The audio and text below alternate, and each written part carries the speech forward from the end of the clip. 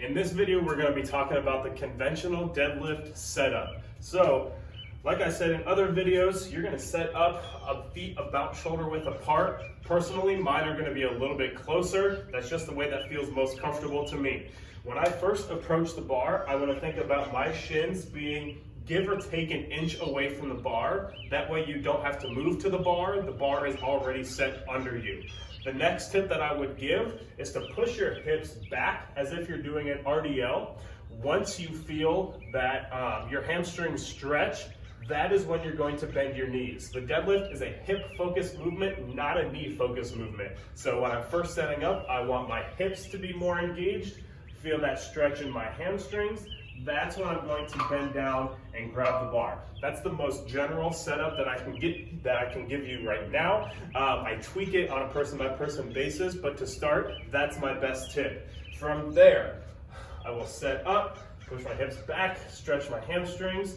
I'm going to grab the bar just outside of my knees. That way my elbows are kind of slightly resting on my knees for now.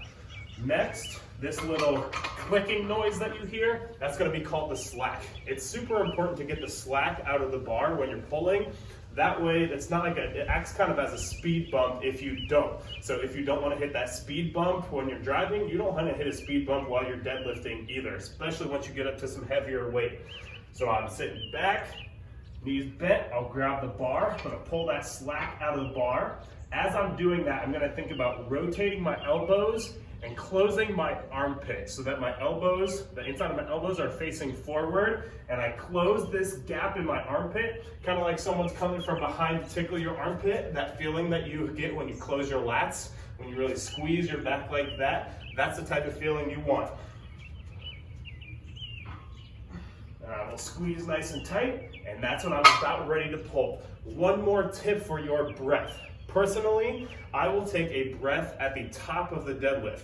Why I do that is because when I'm standing upright like this, my diaphragm, my belly, can expand a ton more than when I am about to pull. There's not quite as much air or intra-abdominal pressure that can be created.